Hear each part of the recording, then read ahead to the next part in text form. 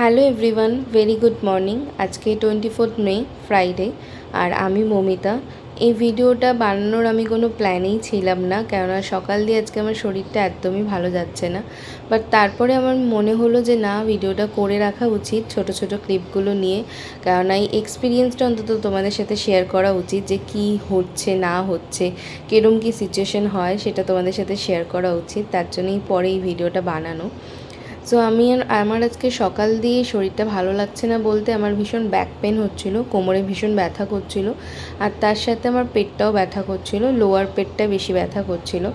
তো এমন ব্যথা করছিল না যে যেটা আমি সহ্য করতে পারবো না, ওরকম ব্যথা হচ্ছিল না, বাট ব্যথাটা ভালোই হচ্ছিলো। আর 2-3 দিন ধরে আমার ব্যথাটা হচ্ছে, অল্প অল্প হচ্ছে, দিনে হয়তো 1-2 বার হচ্ছিলো। তো আজকে সকাল দিয়ে ঘুম থেকে ওঠার পর থেকেই পেনটা আমি ফিল করছি, আর এখন 10:30 মতো বাজে। এখনও অবধি পেনটা যেরম হচ্ছিল ওরম হয়ে যাচ্ছে, কমছেও না আবার বাড়ছেও না। তো আমি ভাবলাম গ্যাসও হতে পারে, তো আমি একটু গরম জলও খেয়েছি, গ্যাসের ওষুধও খেয়েছি, বাট কিছু রিলিফ পাইনি। আর তারপরে আজকে আমি সকাল দিয়ে রিয়েলাইজ করলাম যে বেবি আজকে মুভমেন্টও কম করছে। সব কিছু মিলিয়ে আজকে সকাল দিয়ে একটা অদ্ভুত জার্নি স্টার্ট হয়েছে আমার। তোর জন্য সকাল দিয়েই ভাবছিলাম কি করব না করব, কিছুই বুঝতে পারছিলাম না। ফাইনালি মাকে তো বলেছি, মা বললো যে যেহেতু বেবি কম মুভ করছে তো একটু চেক আপটা করিয়ে আসি। আর কি থেকে হচ্ছে, বাড়িতে বসে টেনশন করে তারপর জিনিসটা বাড়াবাড়ি সিচুয়েশানে না পৌঁছানোর আগেই আমাদের ডক্টরকে একবার দেখিয়ে নেওয়া উচিত। তো সেজন্য আমরা প্ল্যান করলাম যে আজকে একটু ভিজিটে দেখিয়ে আসি ডক্টর। তো আমি ওর জন্য অর্ককে ফোন করলাম, ওকে বললাম গাড়ি বলতে এরম হচ্ছে, তো গাড়ি বলে দিয়েছে, গাড়ি একটু পরেই ঢুকে যাবে। তো সেজন্য আমি জাস্ট স্নান করে একটু ভাত খেয়ে নিয়েছি, মা ভাত খাইয়ে দিল। খেতে খুব একটা ইচ্ছা করছিল না, বাট তাও খেয়ে নিয়েছি, কেন সকাল দিয়ে সেরমভাবে কিছু খাওয়া হয়নি। আর হসপিটালে যাব, তো ওখানে কী বলবে কী বলবে না, ভর্তি হতে পারে, কি সিচুয়েশন হবে না হবে, তো ভাবলাম খালি পেটে যাওয়ার থেকে একটু ভাত খেয়ে নিয়েছে, ওর জন্য মা খাইয়ে দিয়েছে। তো ভাত খেয়ে বেরোচ্ছি, আর স্নান তো করে নিয়েছি বললামই। তো আমি রেডি হয়ে গেছি, আর ওইদিকে অর্ককে ফোন করে দিয়েছি, আমার রেডি হতে হতে গাড়িও চলে এসছে। তো গাড়িটা আমার বাড়ির এখানেই নিয়ে আসছে, তারপর আমি এখান থেকে উঠবো। হ্যাঁ, আমার সাথে আমার মাও যাচ্ছে আজকে।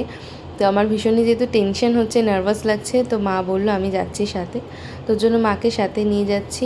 আর বেরোনোর আগে গোবিন্দকে তো প্রণাম করা অবশ্যই দরকার, কেন মানে ওনার আশীর্বাদ না থাকলে কিছুই ঠিকঠাক মতো হবে না। তো অবশ্যই বেরোনোর আগে আমি গোবিন্দের আশীর্বাদটা নিয়ে এবার বেরোচ্ছি।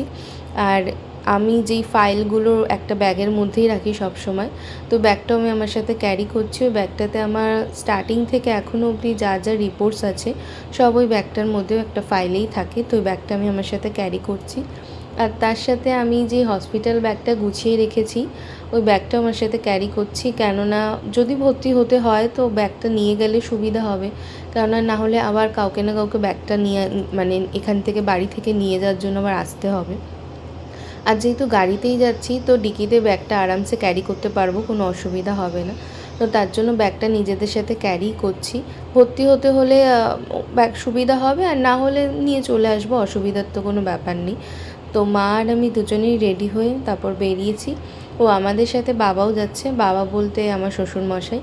তো বাবা, আমি আর মা, আমরা তিনজনে গাড়িতে যাব। আর অর্ক যাবে আমাদের সাথে, বাট ও গাড়িতে যাবে না, আলাদা করে বাইক নিয়ে আমাদের পরে পিছনে আসবে।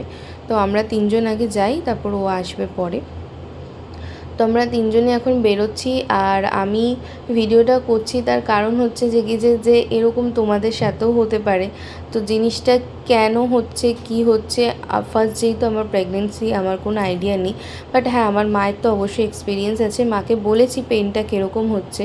তো তারপরেও মা যেহেতু বেবি কম মুভ করছে, সেজন্যই মা আরও বেশি রিস্ক নিতে চাইছে না, বললো একবার চেক আপ করিয়ে নিই। তার উপর আজকে যেহেতু ফ্রাইডে, আমি তো সোমবার ডক্টর দেখাতে যাই। তো আমি যে ডক্টরকে দেখাই উনি তো সোমবার বসেন, তো আজকে ওনাকে পাবো কি না সেটাও একটা আমি চিন্তা করছি, কেন অন্য ডক্টর দেখবে যে স্টার্টিং থেকে দেখে আসছে তাকে দেখালে বেশি সুবিধা হয়, তারও পেশেন্টের হিস্ট্রিটা জানা থাকে, সবটা বুঝতে সুবিধা হয়, আর আমাদেরও তাকে এক্সপ্লেন করতে সুবিধা হয়। বাট যদি পাই ওনাকে তো খুবই ভালো হবে, আর না পেলে আপাতত এমার্জেন্সিতে যে ডক্টরকে পাবো তার সাথেই আমাকে কনসাল্ট আজকে করতে হবে, কেন এছাড়া তো কোনো উপায় নেই। তো আমরা বেরিয়ে পড়েছি আর 11টা 10:30, হ্যাঁ 11:45-র মধ্যে আমরা বেরিয়ে পড়েছিলাম। আর আজকে একটু রাস্তাতে ট্রাফিকও ছিল, তাই যেতে একটু ভালোই টাইম লেগেছে।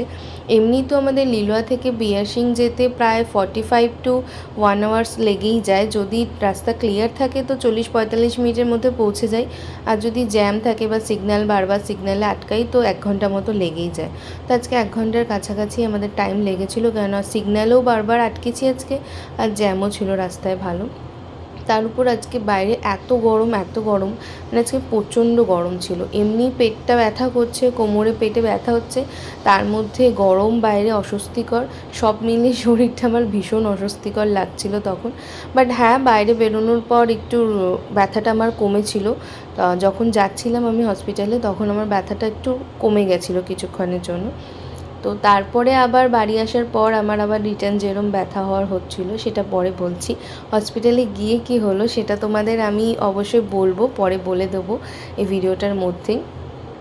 আর আমার ব্যথাটা যে হচ্ছিলো, তো আমি গেছিলাম ডক্টরকে গিয়ে বলেছি, পুরো ডিটেলস এক্সপ্লেন করেছি কীরকম ব্যথা হচ্ছে, কি হচ্ছে, বেবি কম মুভ করছে, সবটা ডক্টরকে বলার পর, হ্যাঁ আমার যে ডক্টরকে দেখাই ওনাকে পাইনি, বাট এমার্জেন্সিতে যে ডক্টর ছিলেন ওনার সাথেই কনসাল্ট করেছি। তো উনি সবটা শোনার পর ফার্স্টে উনি রেকগনাইজ করলেন যে ভর্তি হয়ে যেতে। তারপর আবার উনি বললেন যে কি যে একবার তাও চেক করে নিই। তো উনি চেক করে আমাকে বললেন যে না, এগুলো ফলস প্রেগনেন্সি, এরম পেন হয় ডেলিভারির আগে, এরম ফলস একটা পেন হয়, এগুলো হতে থাকে, তো এগুলো ফলস পেন। তো এটা ওই পেন না যেটা হওয়ার কথা আর কি। তো তোমার বেবি এখন ওই সিচুয়েশানে, মানে ওই পজিশানে আসেনি, ডেলিভারির পজিশানে, তো এখনও টাইম লাগবে, টাইম আছে। আর তারপর আমি বললাম যে আমার বেবি কম মুভ করছে, তো সেজন্য ডক্টর আবার বেবিকে ভালো করে তো চেক করলেনই। তারপর একটা বেবির ইসিজি টাইপের করলেন, মানে পেটের মধ্যে একটা বেল্টের মধ্যে একটা কেরম মেশিন বসিয়ে দিয়েছিলেন, অ্যান্ড ওটার মধ্যে বেবির হার্টবিটটা কাউন্টিং হচ্ছিলো, আর মেশিনে যেরম, স্ক্রিনে যেরম, ইসিজি মেশিনে যেরম শো করে, তো শো করছিলো। তো ডক্টর সবটা চেক করে বললো যে না, বেবি ঠিক আছে। আর বেবি যেহেতু ঠিক আছে, এখনও আমার ডেলিভারি হওয়ার ওরম সিচুয়েশান আসেনি, তাই আমাকে আর ভর্তি নেয়নি, তো আমাকে ছেড়ে দিয়েছে আর বলেছে এটা ফলস পেন, চাপ নেওয়ার কিছু নেই। আর আমার আবার এই সোমবারই যেহেতু চেক আপ আছে, তো আমি জিজ্ঞাসা করলাম যে আবার এই সোমবার আসতে হবে কি না। তো ডক্টর বললেন হ্যাঁ, যেরকম সোমবার নর্মাল চেক আপ থাকে, সোমবারে চেক আপে আসবে। সো এখন আপাতত আমি ঠিক আছি, বাড়ি চলে এসেছি। হ্যাঁ, ব্যথাটা এখনও হচ্ছে, বাট টেনশনের কোনো ব্যাপার নেই, এগুলো হবে আর কি, লাস্টের দিকে এরকম হয়। তো আমি বাড়ি এসে গেছি, আর আমার আবার সোমবার চেক আপ আছে, তো সোমবার যাব। সোমবার গেলে ডক্টর সিচুয়েশান দেখে কি বলবে না বলবে সেটা ডক্টররাই জানে। তো আপাতত এই হয়েছে আজকে। আর তারপরে বাড়ি এসে একটু ফ্রেশ হয়ে লুডো বরফিকে নিয়ে ছাদে উঠেছিলাম, ওরা ছাদে যা করছিল, আর আমি একটু ফল কেটে নিয়েছিলাম। ভাত তো খেয়েই বেরিয়েছিলাম, আস্তে আস্তে 3:30 মতো বেজে গেছে। তো এখন একটু আম আর লিচু এগুলো নিয়ে খাবো আর কি, তাই ছাদে উঠেছি। আর তার সাথেও একটু লুডো বরফিকে নিয়ে উঠেছি, কেন বিকেলের দিকে ছাদে উঠলে বেশ ভালোই লাগে, হাওয়া দেয় সুন্দর। এখন তো আপাতত বেটার লাগছে, বাট পরে সিচুয়েশন কি হবে কিছুই বলা যাচ্ছে না। So finger cross.